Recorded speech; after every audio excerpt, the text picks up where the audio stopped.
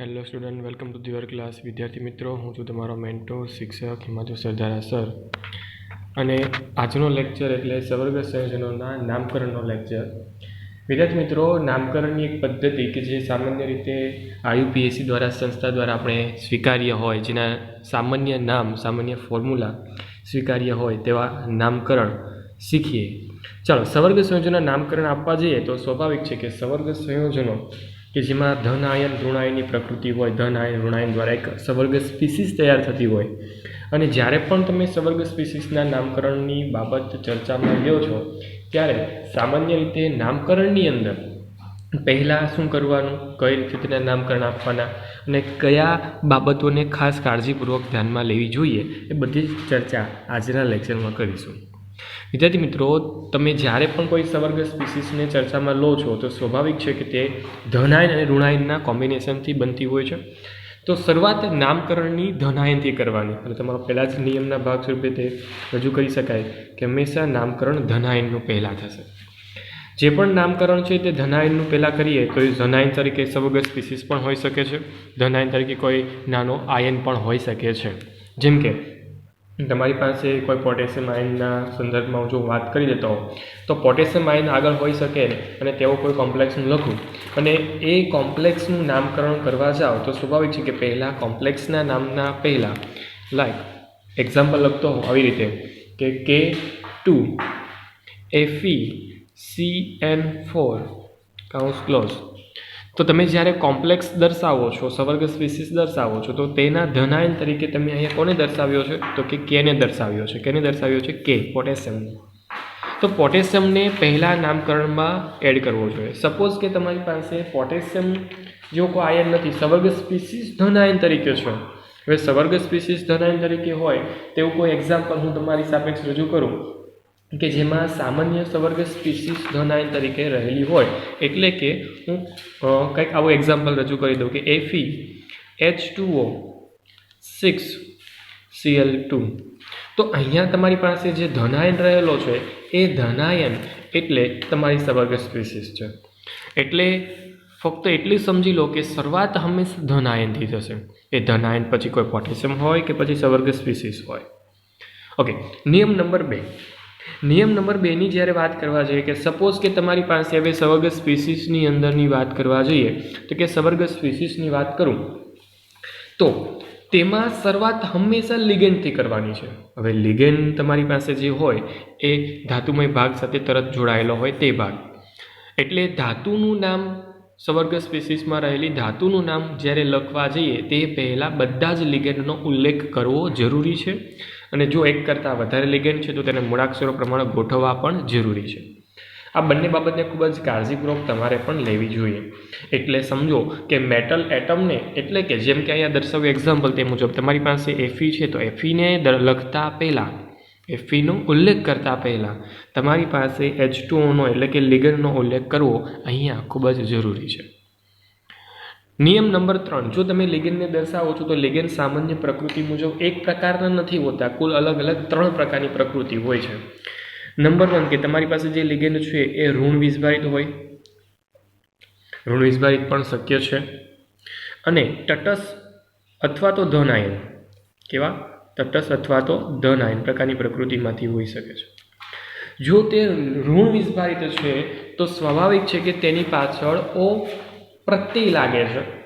હવે સમજો કે O પ્રત્યયનો મતલબ શું છે? અહીંયા તમારી પાસે એક્ઝામ્પલ તરીકે ક્લોરાઇડ આયન છે. કયો આયન છે? Chloride ion Cl-.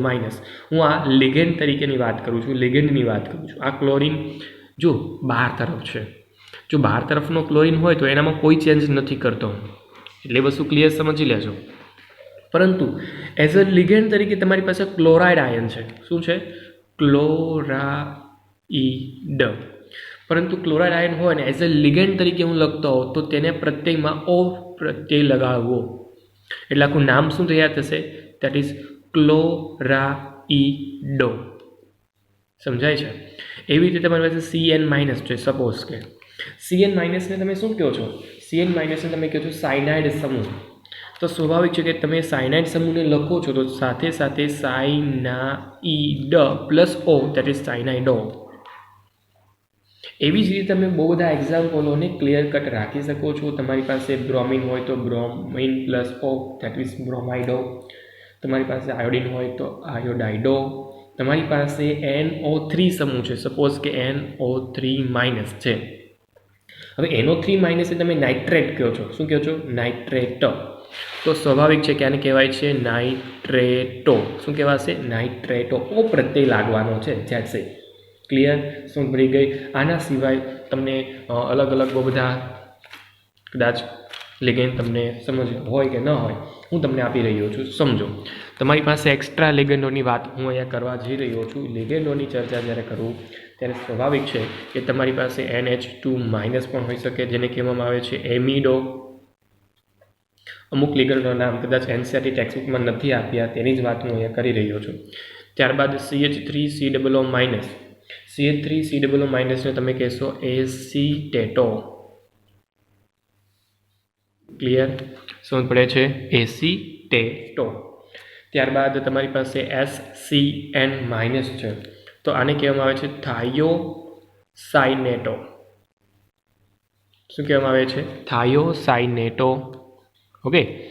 તેવી જ રીતે આના જેવો જ, તેમાં N કેન્દ્ર તરીકે હતો, તેવી રીતે C કેન્દ્ર તરીકે હોય, S કેન્દ્ર તરીકે હોય તો તેનું નામ થોડુંક ચેન્જ થઈ જાય છે. તેમાં આગળ લાગી જાય છે આઈસો થાયોસાઇનેટો. ફક્ત આઈસો શબ્દ એક્સ્ટ્રા લાગ્યો. ઓકે, ચાલો. ત્યારબાદ NO3- ની વાત કરી તે રીતે તમે NO2 ને પણ યાદ કરી શકો છો. NO2- તો એને કહેવામાં આવે છે નાઇટ્રાઇટો. એવી રીતે તમારી પાસે ONO- છે કે જેમાં કેન્દ્ર O છે. સમજી લેજો, કેન્દ્ર શું છે? O. તો તેને કહેવામાં આવે છે નાઇટ્રીટો. શું કહેવામાં આવે છે? નાઇટ્રીટો. તેવી રીતે તમારી પાસે CNO- છે, તો તેને કહેવામાં આવે છે સાઇનેટો. શું કહેવામાં આવે છે? સાઇનેટો. ત્યારબાદ NCO- છે, જેમાં N કેન્દ્ર છે. અહીંયા C કેન્દ્ર હતું, અહીંયા N કેન્દ્ર છે, તો આને કહેવામાં આવે છે આઇસોસાઇનેટો. આઇસોસાઇનેટો. હવે આ અમુક લિગેન્ડો કે જે તમારી NCERT ટેક્સ્ટબુકમાં નથી આપતા, તો કદાચ એ વસ્તુ તમને આવડતી હોવી જોઈએ. તેના આયનો પાછળ ફક્ત ને ફક્ત O પ્રત્યય લગાડીએ છીએ. That's it. ઓકે. વાત રહી તટસ્થ આયન અથવા તો ધન આયનની. તો તટસ્થ અને ધન આયન હશે ને તો એમાં પ્રકૃતિ સમાન છે કે પ્રકૃતિ વાઇઝ જે પણ નામ તૈયાર કર્યા છે તે સિમ્પલ તેના તે જ લખવાના છે. જેમ કે H2O શબ્દ હોય તો H2O શબ્દ માટે સ્પેશિયલ નામ આપવામાં આવ્યું છે એક્વા. શું શબ્દ આપવામાં આવે છે? એક્વા. તમારી પાસે NH3 છે, તેના માટે શબ્દ આપવામાં આવે છે એમાઇન. તમારી પાસે CO એટલે કે કાર્બોનિલ. તમારી પાસે NO એટલે કે નાઇટ્રોસિલ. યસ, અહીંયા એક નાની એવી બાબત હું ચોક્કસ એડ કરીશ. NO+. જ્યારે પણ તમે લિગેન્ડને વિચારો છો ત્યારે ક્યારે પણ તમે ધન વીજભારિત લિગેન્ડને વિચાર્યો ન હોય, પરંતુ જ્યારે પણ તમે NO+ની વાત કરો, એક જ માત્ર ધન વીજભારિત હું અત્યારે તમને એક્સપ્લેન કરું છું.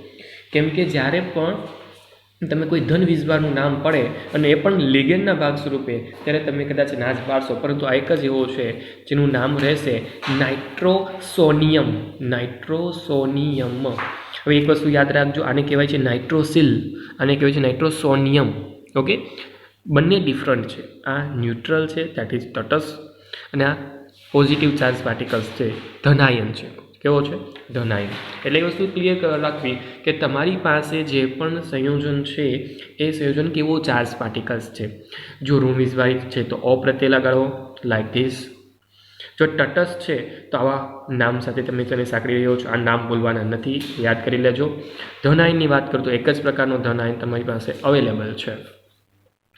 ચાલો, નિયમ નંબર 3 પણ તમને સમજ પડી ગઈ છે, તો નિયમ નંબર 4 પર જાઓ. નિયમ નંબર 4 એવું કહે છે કે જ્યારે પણ આ કોઈ પણ લિગેન્ડ જોડાયા છે તો ચોક્કસ સ્પેસિફિક સંખ્યા સાથે જોડાયેલા હોય. હવે એ સ્પેસિફિક સંખ્યાને દર્શાવવા માટે મારે ડાય, ટ્રાય, ટેટ્રા, મોનો એવા શબ્દો યુઝ કરવા પડે. પરંતુ તમારી પાસે અલગ પ્રકારના નામ સંખ્યાત્મક હોય, એટલે કે OX છે, તમારી પાસે EN છે, તમારી પાસે PN છે. PN એટલે કે પ્રોપેન 1,3-ટ્રાયમાઇન. ત્યારબાદ તમારી પાસે અલગ અલગ બહુ બધા સંયોજનો જેમ કે EDTA છે. આવા જે લિગેન્ડ છે ને, આવા બધા લિગેન્ડને દર્શાવવા માટે હું બીસ, ટ્રીસ, ટેટ્રાકીસ જેવા શબ્દોનો યુઝ કરીશ. ક્લિયર? આવા બધા શું કામ? તો કે તે બધા જ સામાન્ય રીતે લિગેન્ડ નામ સંખ્યાત્મક છે એટલા માટે. પરંતુ જો સાદા છે, જેમ કે તમારી પાસે H2O છે, જેમ તમારી પાસે Cl છે, NH2 છે, Cl માઇનસ, તમારી પાસે આવા કોઈ પ્રકારના છે, તો આવા બધા જ જે પણ લિગેન્ડો છે એને સામાન્ય રીતે ડાય, ટ્રાય, ટેટ્રા વડે જ દર્શાવીશું. ઓકે, ચાલો. તો એ સંખ્યાનો દૃષ્ટિકોણ તૈયાર થયો. એ સંખ્યા પણ તમને સમજ પડી ગઈ, એ સંખ્યાને કઈ રીતે દર્શાવશો. ચાલો, ઓકે, ચાલો હું નેક્સ્ટ આગળ જાઉં. તો લિગેન્ડની વાત અહીં અમે પૂર્ણ કરી. લિગેન્ડને દર્શાવવા માટે ધનાયન છે કે ઋણાયન છે કે તટસ્થ એ અલગ કરી લેવાના, તો સંખ્યા સાથે સાંકળીને મૂકી દેવાના. ઓકે, લિગેન્ડનું કામકાજ પૂરું થાય એટલે તરત લખવાનું છે ધાતુમય ભાગનું નામ. ધાતુમય ભાગ જે પણ લખો છો એ ધાતુમય ભાગને લખ્યા પછી તરત જ તમારે શું દર્શાવવાનું છે? તો કે ઓક્સિડેશન નંબર તમારે દર્શાવવાનું છે. તરત જ ઓક્સિડેશન નંબર, અને એ પણ રોમન અંકની અંદર. કેની અંદર લખશો તમે? રોમન અંકોની અંદર. ચાલો, રોમન અંકોની અંદર તમે નામ લખ્યું છે એટલે ક્લિયર થઈ ગયું કે ધાતુમય ભાગ અને ત્યારબાદ રોમન અંક. પરંતુ ધાતુમય ભાગને જ્યારે પણ તમે દર્શાવો છો ત્યારે પણ તમારે કાળજી રાખવાની છે. કાળજી કઈ વસ્તુની લેવાની છે? જો સામાન્ય તમારી પાસે જે પણ સંકીર્ણ લખ્યા છે એ સંકીર્ણ અલગ અલગ બે પ્રકૃતિના છે. અહીંયા જે ભાગ આપ્યો છે ને તે ઋણ વીજભારિત છે, ને અહીંયા જે ભાગ આપ્યો છે તે ધન વીજભારિત છે. બંનેમાં ધાતુમય ભાગ તરીકે Fe જ છે. પરંતુ એક વસ્તુ સાંભળી લેજો, સમજી લેજો. જો આ ઋણ વીજભારિત છે અને આ ધન વીજભારિત છે એટલે બંને Fe અલગ અલગ સ્વરૂપમાં લખી શકાય છે. જેમ કે નિયમ આપણું એવું કહે છે કે જો ધન વીજભારિત છે તો તેનો તેજ સ્વરૂપ તત્વ સ્વરૂપનું, પરંતુ જો ઋણ આયનીય ભાગ સ્વરૂપે તમારો સંકીર્ણ સ્પીસીસ રહેલો છે તો એ ધાતુના અંતે એટ લાગશે અથવા તો એક સ્પેસિફિક નામ લાગશે. ઓકે, સમજો તમારી પાસે અહીંયા Fe છે. શું છે? Fe. હવે Fe જે છે એ સામાન્ય રીતે આયનના શબ્દથી ઉલ્લેખનીય છે, પરંતુ જો ધન આયન હોય તો આયનીય છે. મતલબ આને હું આયન કહીશ. ઓકે, શું કહીશ? આયન. પરંતુ જો આ જે Fe છે એ ઋણ વીજભારિત ભાગમાં છે, ઋણ વીજભારિત સંકીર્ણ સ્પીસીસ છે. એટલા માટે તેને હું આયન શબ્દ ન યુઝ કરતા ફેરેટ શબ્દ યુઝ કરીશ. હવે ફેરેટ શબ્દ છે ને તે લેટિન શબ્દ છે. ઓકે, અને લેટિન શબ્દ ફેરસ અથવા તો ફેરિક આપણે શબ્દ યુઝ કરીએ છીએ, એના નામ પરથી આપણે ફેરેટનો યુઝ કરીએ. કદાચ આમાં તમને સમજ ન પડી હોય તો સમજો, તમે કોબાલ્ટનું એક્ઝામ્પલ લીધું છે. કોબાલ્ટ જો ધન આયનીય સ્પીસીસમાં છે, ધનાયનીય સ્પીસીસમાં છે. ઓકે, ધનાયનીય સ્પીસીસમાં હોય તો કોબાલ્ટને કોબાલ્ટના સ્વરૂપમાં જ લખવાનું છે. કોબાલ્ટનું નામ કોબાલ્ટ જ રહેશે. પરંતુ જો તે ઋણાયનીય સ્પીસીસમાં છે, કેવામાં? ઋણાયનીય સ્પીસીસમાં છે, તો તેની અંદર કોબાલ્ટ પ્લસ એટ પ્રત્યય લાગશે, ધેટ ઇઝ કોબાલ્ટેટ. શું થયું નામ? કોબાલ્ટેટ. ક્લિયર? ડન. ચાલો, તો ધાતુની નામની પ્રકૃતિને લખતી વખતે પણ ખૂબ જ કાળજી રાખવાની છે. આ હતું ધાતુની નામની પ્રકૃતિને લખવાની બાબત. ચાલો, ત્યારબાદ અંતિમ અને લાસ્ટ કે તમારી પાસે જે પણ સંકીર્ણ સંયોજન છે એ ધન વીજભારિત પણ નથી, ઋણ વીજભારિત પણ નથી, તો ન્યુટ્રલ હશે, જેને કોઈ ચાર્જ નથી. હવે ન્યુટ્રલ હોય ને તો સ્વાભાવિક છે કે જેમ ધન આયનમાં લખીએ છીએ ને તેવી રીતે જ લખી દેવાનું છે. હવે પહેલાં તો નિયમને યાદ રાખો, નિયમને ફોલો કરતા શીખજો. એટલા માટે તમારે પ્રેક્ટિસ કરવી જરૂરી છે. એટલે સંકીર્ણ સંયોજનોના નામની બાબતોને ચર્ચામાં લેવાની પાછળ તમે કેટલી પ્રેક્ટિસ કરી રહ્યા છો તે જવાબદાર રહેશે. આ સામાન્ય નામની રજૂઆત આપણે નેક્સ્ટ લેક્ચરના ભાગ સ્વરૂપે મેક્સિમમ એક્ઝામ્પલોને આપણે સોલ્વ કરવાની ટ્રાય કરીશું. મેક્સિમમ વેરિએશન સાથેના એક્ઝામ્પલોને સોલ્વ કરીશું. અને ફરી એકવાર નેક્સ્ટ લેક્ચરની અંદર આપણે આ જ નિયમોને ઉપયોગ કરીશું. તો આજના લેક્ચરના અંત સાથે હું એમ જ કહીશ કે આજના લેક્ચરના અંતની સાથે તમારા જેટલા પણ નિયમો છે એ 7 નિયમોને તમારે રિમેમ્બર કરવાના છે, યાદ રાખવાના છે.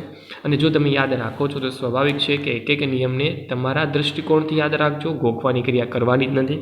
કેમ કે નિયમો કોઈ જગ્યા પર લખવાના નથી હોતા, ફક્ત તેને સમજીને તેના નામકરણની પ્રોસેસમાંથી પસાર કરવાના હોય છે. તો વિદ્યાર્થી મિત્રો, આજના લેક્ચરમાં બસ એટલું જ રાખીએ. ફરી એકવાર મળીશું નિયમના ઉપયોગ સાથે. નિયમના ઉપયોગ કરવા સાથે સાથે તેના નામકરણને એપ્લાય કરીશું. અને નામકરણ બનાવીશું. ત્યાં સુધી આપો મને રજા અને ફટાફટ તમે જો નિયમ. હું છું તમારો મેન્ટોર શિક્ષક Himanshu Sardara sir. Thank you so much.